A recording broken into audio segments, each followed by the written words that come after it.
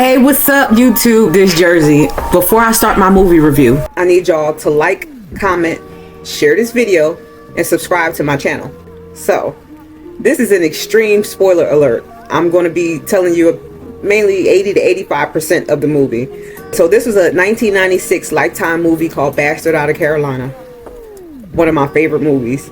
Bastard Out of Carolina is a semi-autobiography novel by Dorothy Allison. She was abused by her stepfather, and she wrote a book about it in 1993. Then Lifetime turned it into a movie in 1996.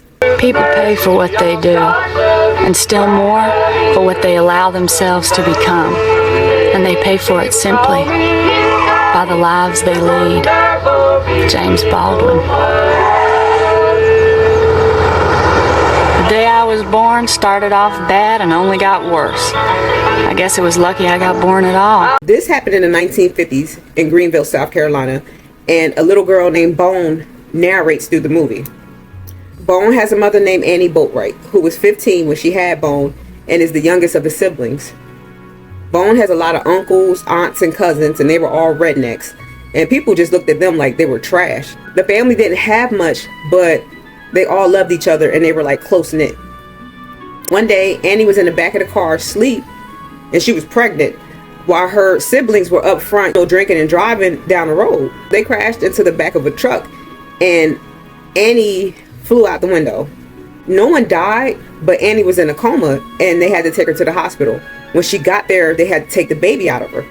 While Annie was in a coma, someone had to name the baby and get the birth certificate. Her sister Ruth named the baby Ruth Anne, and Uncle Earl gave her the nickname Bone because she was so skinny. Since Annie wasn't married and her mother refused to tell the courthouse who the father was, the birth certificate was illegitimate, which labeled Bone as a bastard in the state of Carolina.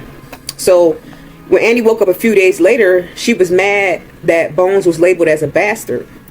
Annie was just like really set on getting Bones' birth certificate right because she didn't want anybody to look at Bones as trash. Annie worked at a diner while the family will watch Bones, and Bones' Uncle Earl will always have Bones with them. One day, Annie, her sister Ruth, and her brother Earl went to the courthouse so they could fix Bones' birth certificate. So Earl was saying, "Yeah, I know I'm her uncle, but I could pretend like I'm your husband." And Ruth said, "With all the deputies and sheriffs hanging around and you're fresh out of the county for shooting up your brother-in-law's car up, you think they're not gonna know who you are?" And see, Earl was crazy and violent, so the police knew him. So he didn't go in, but Ruth went inside the courtroom with Annie, and they tried to trick the clerk into changing the illegitimate label on the birth certificate to certified. So he smiled, and then he put another stamp on it, and it said not certified. They were mad about that, and Ruth actually swung on him. I didn't see that part, but they was talking about it when she got out the courtroom. Okay, Annie finds a new man named Lyle, falls in love, and wants to get married. Lyle asked Mama for Annie's hand in marriage, and Mama likes him, so she said yes. Lyle was a good man. He loved Bones a lot, and Bones loved him. Lyle got Annie pregnant with a little girl that they named Reese, and they were like just a happy family. So one day, Lyle was driving his truck to work, and it started raining. When he was turning the corner, it flipped over, and he got into an accident and died. At Lyle's funeral, his mother went over to Annie and said, "My son worked 2 jobs for you. He wouldn't have died on the road like that if it hadn't been for you." So years go by, and Annie was still single until Earl hooked her up with his friend Glenn Waddell, and they got married. So Bones had a bad feeling about Glenn, and Annie's mama didn't like Glenn either, nor did she like the Waddell family. And she was telling Annie something ain't right with him. He can't keep a job. Earl said Glenn got a bad temper, and his own brother didn't even want to be the best man at his wedding. But Annie didn't want to hear that. Earl was starting to doubt Glenn too, and the people around Earl were saying that they don't trust him. So time goes on. Annie got pregnant again. This to be the 3rd time, and now it's time for Annie to deliver. She was inside the hospital about to give birth, and Glenn sat outside in the car while Bones and Reese were in the back seat sleep. So Glenn woke Bones up, started talking to her, and told her to come to the front seat. Then he made her sit in his lap. When Bones sat in his lap, he undid his pants, had intercourse with the girl, and she was only about 11 or 12 years old. Then when he was done, he like pushed her off of his lap like that and told her to get in the back seat. So Bones was crying, and then she got in the back seat. She eventually went to sleep, And then in the morning, Glenn came back to the car. He was crying because Annie finally gave him the boy that he wanted, but the baby was a stillborn. So they had a funeral for the baby. Then later on that night, he announced to Annie's family that he was moving Annie out of their house. And the sisters were mad because they said, no, that's too far to take her away from us. But he didn't care. So they still moved. At the new house, Bones and Reese was sitting outside. And Bones was holding her picture of Daddy Lyle or whatever. So Glenn walked up and said, what you got there? And she said, a picture. He said, let me see. So he took the picture from her. He looked at it and said, hey, Bones, this not your father. I'm your daddy. Then he looked at little Reese and said, Reese, honey, tell me I'm your daddy. And Reese said, Daddy. And he said, Bones, tell me I'm your daddy. So Bones looked at the picture that was in his hand and said, Daddy. And she tried to snatch the picture from out of his hand. So Glenn got mad, ripped the picture up, and just threw it. It was so sad because Bones picked up the ripped picture, then she just ran off like she was really hurt. So Annie came outside, saw Bones running, and she said, where's she running off to? And Glenn said, I don't know. She's going for a little walk. That child is moody as hell. And then Bone ran into the woods. She buried Daddy Lyle's picture and put a big rock on it, and then laid on top of the rock and started crying. So the next scene is Glenn talking to his father, Mr. Waddell. See, Glenn's family was successful and they looked down on people like the Boatwrights. So Mr. Waddell was ashamed of Glenn. Waddell said, I have 3 sons. One is the best lawyer around, and the other is a dentist with the biggest practice in Greenville County. They make me proud. Then there's you. When are you going to do something to make me proud? Never. That's when. Did you come here looking for a job? And Glenn said, no, sir. And then the dad just walked off from him. So Glenn was out of a job and they didn't have any money. And they were just moving from house to house. The next scene is Bones and her little sister Reese looking real dirty. And they were walking down the railroad tracks picking up glass bottles. While they were walking down, Bone was narrating the story saying that Daddy Glenn was always having sex with her. So Reese said, I'm hungry. And Bone said, if we pick up enough glass bottles, we can get you a can of pork and beans. And then little Reese said, why do we always have to eat our pork and beans cold? And then Bone was like, because Daddy Glenn can't keep a job and they cut off the lights. And then Reese said, how come Daddy Glenn doesn't like you? And then Bone just got mad and she was storming off with a bucket full of bottles and was like, why you got to keep asking me all these questions? See, she was real sensitive about that because nobody knew she was being abused. Later on that night, Reese and Bones were at the dinner table and Annie was fixing them some ketchup and crackers for dinner. They looked so sad, but they was tearing them crackers and ketchup up. And Annie said something like, I haven't eaten for a week, but you don't really know what real hunger is.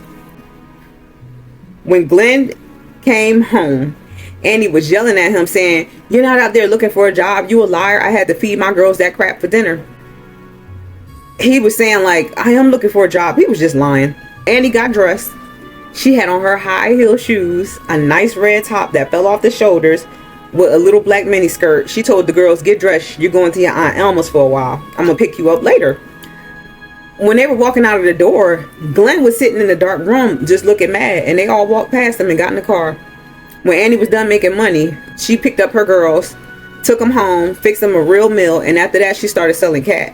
So one night Glenn was sitting in the other room in the dark, but he was staring at Annie as she walked past. So Annie looked at him and said, what you gonna do about it, Glenn? What? Oh, nothing, that's what. And he ain't say nothing. He just sat there looking miserable. So the next scene is they're at the Waddell's house.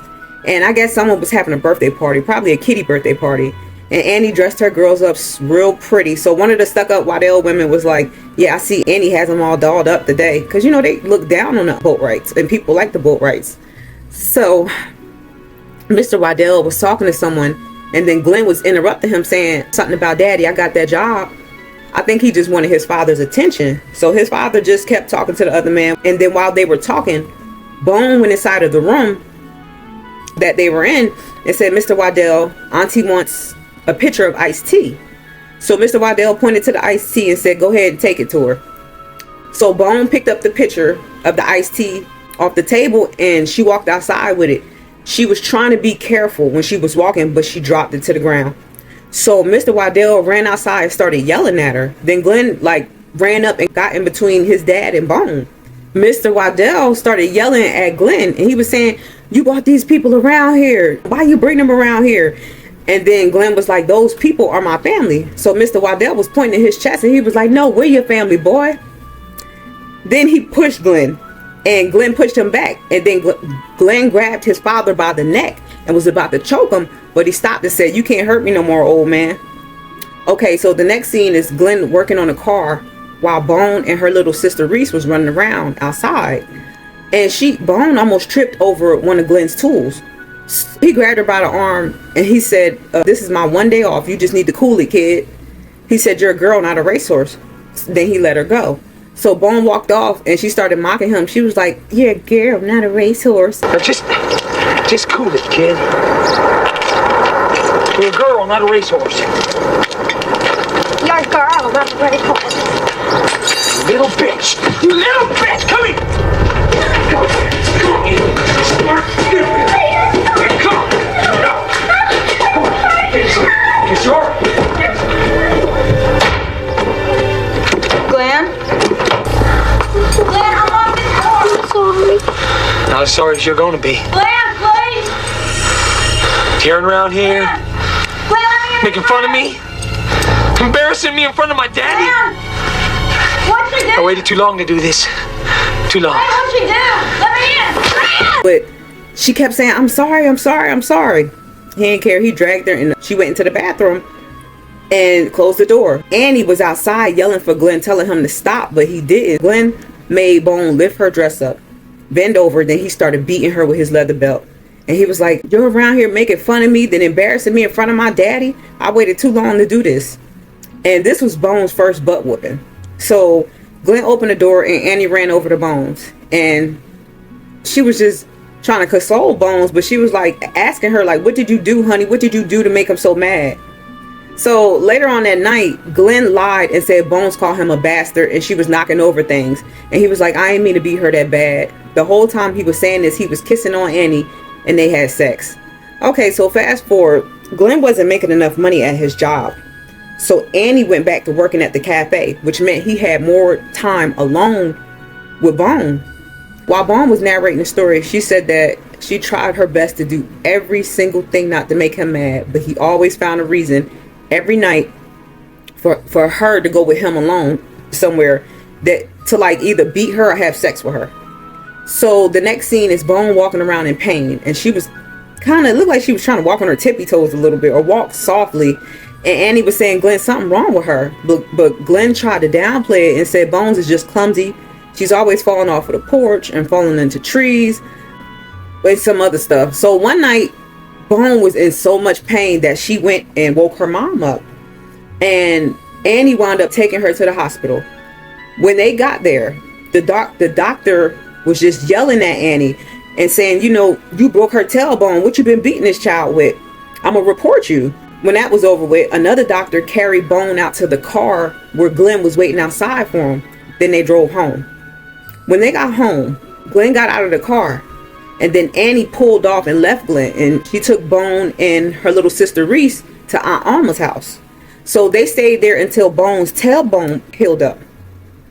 Glenn said he couldn't live without Annie's love. So he drove to Aunt Alma's house to get his wife back. And then Annie took him back. So one day, Annie told Bone that Aunt Ruthie's sickness gotten worse. And she need Bones to go out there and help to take care of Ruthie. So Bones agreed. Bone loved her Aunt Ruthie. She had a good time at her house. Like they would sing, talk, and just enjoy each other. Then Bone said, I think Daddy Glenn hates me. So Aunt Ruthie was telling her he's still a boy and he wants more of your mother than you do.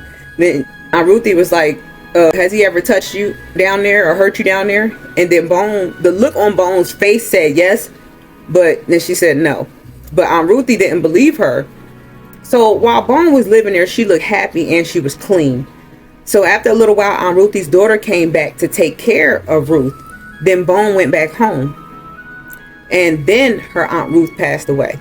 And this really hurt Bone because she loved her. So one day Glenn came upstairs and said, you didn't hear me calling you? Your mom need help downstairs. And she said, I didn't hear you. And then he said, I've been calling you for 5 minutes. And she said, I didn't hear you. So he just grabbed her by the arm and said, don't you sass me. You live in my house. You think just because your aunt died, you could talk to me like that? Then he grabbed her by the arm. He started pulling her to the bathroom. But it really wasn't that serious. Like, he just wanted to beat on her. He really liked beating on this girl. Anyway, while he was trying to grab her and drag her down the hall, Bone got bold. And she jerked her shoulders back. You know, like, get off me. And Glenn, you know, let her go. And she was like, you know, get off me. I got this. I know the routine. I don't need your help. And then she started strutting to the bathroom like Bone had a new walk about her. Please let me handle this! Glenn. No, Glenn. Glenn. Glenn. Stay here. Hey.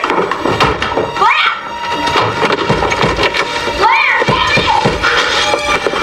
Glenn. Don't you say a word. Glenn. Don't you dare. You stop now.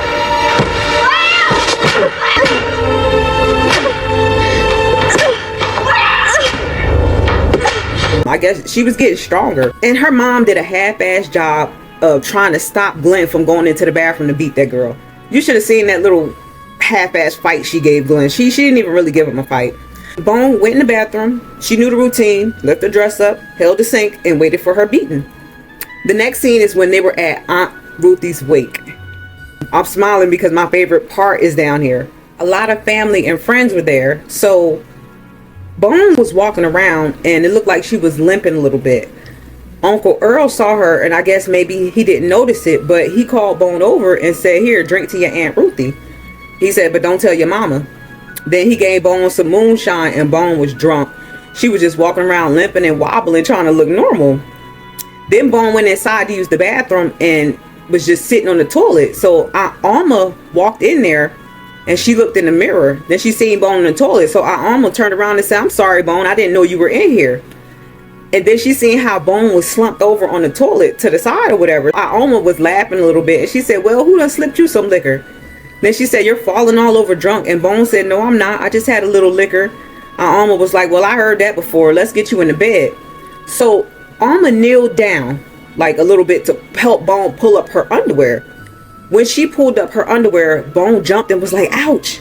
So I Alma like, girl, what's wrong with you? Oh, come on. Oh, let's get you into a bed. Ow, ow, ow. Oh, Emily, oh, Jesus. please, Oh, no. please. No, please, please. Earl! Earl, get in here. Bring Wade and Travis with you. What's the matter, Raylene? Raylene, what the hell are you speaking about? What's going on? Look at her. I'd kill him. So she started pulling up Bone's dress, and Uncle Earl looked down and said, what the hell you yelling about? When they all looked at Bone, like her butt, and see how nasty it looked, they got mad. Alma said, I want you to kill him. After she said that, they started walking through the house. Next thing you know, you seen these men walking up to Glenn. When Glenn saw the look on Uncle Earl's face, he tried to run. Earl grabbed Glenn, and then they started beating him up.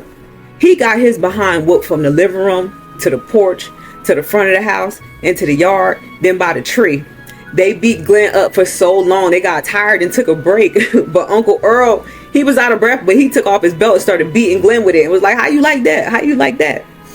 So while Glenn was getting beat up, Annie was in the room with her sisters and her mom.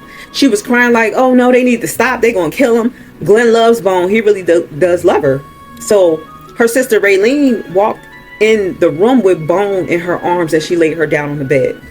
And some of the women started rubbing Bone's hair and, you know, rubbing her body, trying to console her because Bone was crying. And she was telling everybody like, I'm sorry. I didn't mean to make her mad. She thought it was her fault. So all the women were yelling at Annie, and her mom slapped her in the face while one of the sisters was holding Annie. And they were holding Annie in the room so she couldn't go anywhere. And then they made Annie look out the window and watch. Y'all, this is my favorite part of the movie.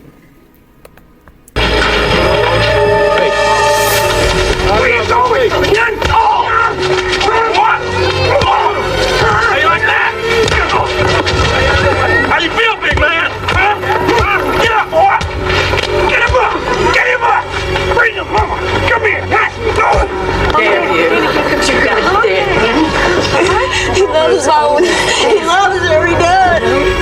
He does. He loves his own You! mama. Go! Go! Get him! Calm down. Baby.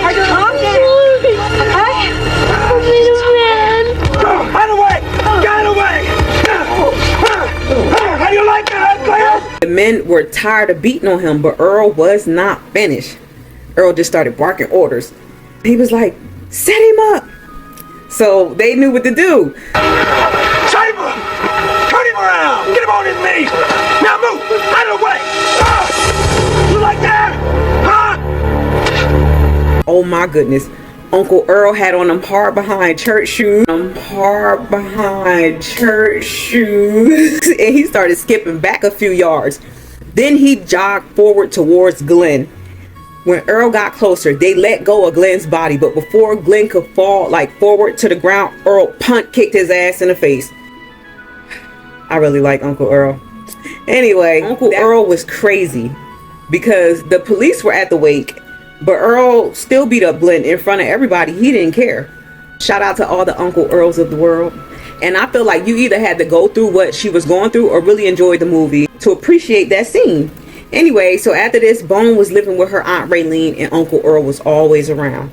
So one day her Aunt Alma was going through something with her husband and she just started talking crazy. So the family got together to make sure she was good, and Annie decided that she was going to stay with Aunt Alma for a little bit. Annie saw Bone and she told her, come here. And they started talking. She was telling Bone, I'm going to be staying here at Aunt Alma's. Do you want to stay here with me? And Bone said no. Then she asked Bone if she want to come back home. So Bone said no. I'm going to stay with Aunt Raylene. You go back to Daddy Glenn. I know you love him. And then she left out the room. Then Annie started crying, but she didn't chase after her. So time goes on. Bone was talking about how it was nice and peaceful at Aunt Raylene's. And then you see Earl around there all the time. One day, Bone was alone at Aunt Raylene's in a yard playing with some puppies. And then Glenn pulled up. And Bone got real scared. So he asked, where's Annie and Raylene at? So Bone told them where everybody was. Then he said, go get me some iced tea. So she went to go get him some iced tea. And then he stepped up on the porch and was by the door by the time she got back with his glass of tea. And this scared her. So he got close to her and was saying, you got bigger. You're going to be dating pretty soon, breaking somebody's heart. I talked to Annie and she said she's not coming home unless you come home. I need you to tell her that everything's going to be all right. And I need you to tell her that we're going to be together again as a family. So Bone said, no, I told Mama that she can go back to you. I'm not coming home. So Glenn said, you're a child. I'm your daddy. I say what you can do. Tell your mama you coming back because you're going to make me mad. So Bone started crying and said, I'd rather die than go back home with you. And I'm going to tell her what you did. I want you to leave. I'm going to tell her. So he picked up Bones off of her feet by her face and just had her neck and just dangling her and just yelling in her face. And then he threw her down on the porch.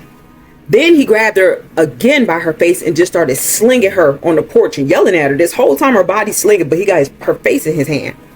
So he told her, if your mom don't come back, I'll break your neck. I'll kill you.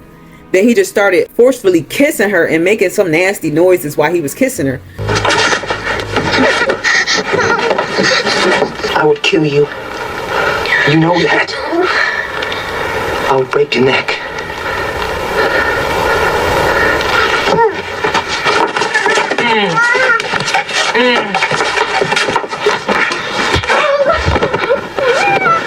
Where you going?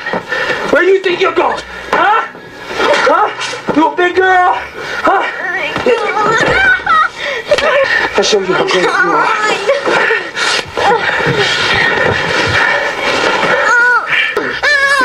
You son of a bitch! You bastard! God, baby. You bastard! Oh no, baby, please! He chased Bone inside the house. He got her on the ground and then he was on top of her, punching her in the face. Bone's mouth and nose was so bloody. And he ripped open her shirt, then he raped her. I don't want to explain the part, but Annie drove up and seen his car outside and then ran in the house. She caught her husband with his pants down on top of her daughter. So she took a bottle and busted him in the head with it and started kicking him. Then she picked Bone up off the floor and took her to the car. And Glenn was running behind them saying, I don't know what happened. Don't leave me. I need you. So she put Bone on the passenger side. Annie was on the driver's side. Then she started up the car. Don't go. I can't live without you. Kill me. Glenn! Kill me. Stop it! Please, baby, No. kill me. Kill me. Kill me. Lord God. Kill me. Lord God. Kill me. Lord God, help. Please, baby. Hey. Kill me. Oh.